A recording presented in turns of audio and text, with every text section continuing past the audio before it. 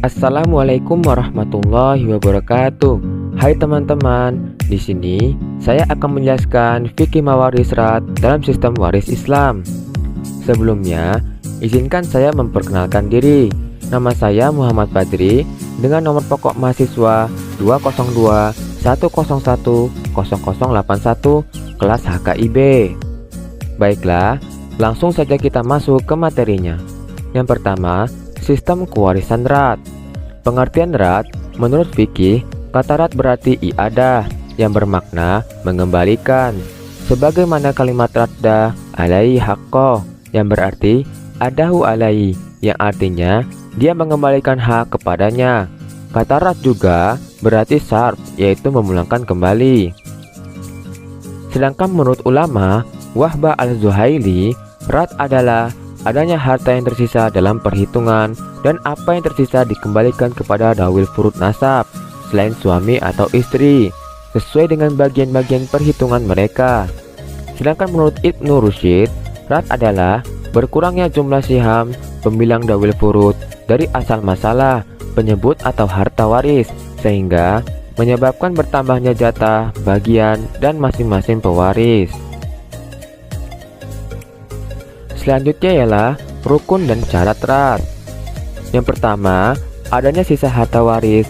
Hal ini tentunya menjadi syarat utama adanya harta rat. Tanpa adanya harta yang berlebih, maka tidak ada kasus rat yang terjadi. Yang kedua, tidak ada ahli waris asobah.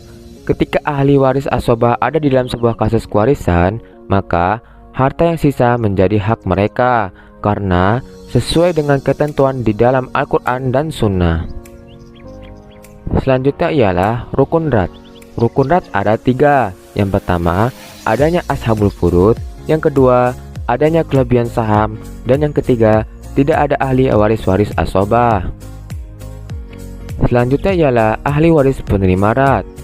Ahli waris penerima rat yaitu suami atau istri, ayah, kakek, ibu, nenek, anak perempuan, cucu perempuan pancar laki-laki, saudari kandung, saudari seayah, saudari seibu, dan saudara seibu. Selanjutnya ialah contoh kasus rat. Dalam gambar tersebut, ibu mendapatkan 1/3 dan istri mendapatkan 1/4. Asal masalah 1/3 dan 1/4 ialah 12.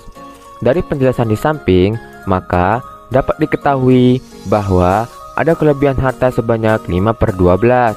Maka untuk penyelesaian masalah ini, kelebihan harta dikembalikan kepada ahli waris zawil furud yang berhubungan darah dengan pewaris.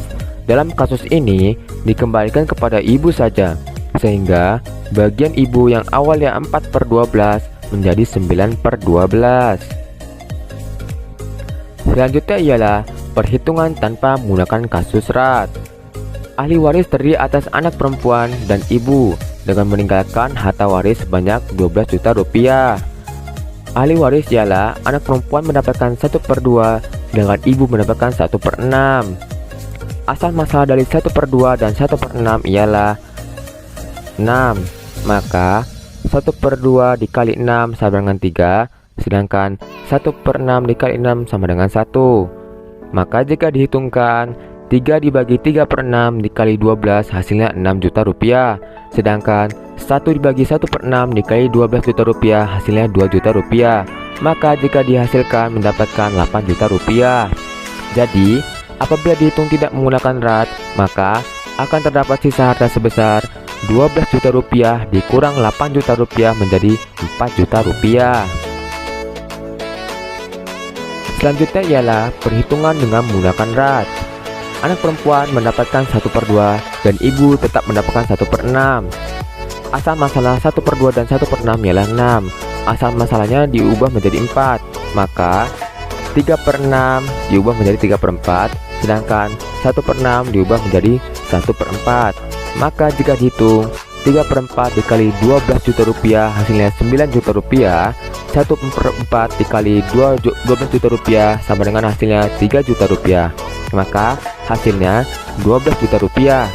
Jadi apabila dilihat dari kembali menghitung tidak menggunakan rat, anak perempuan semuanya menerima 6 juta rupiah berubah menjadi 9 juta, dan untuk ibu semula menerima 2 juta rupiah berubah menjadi 3 juta rupiah.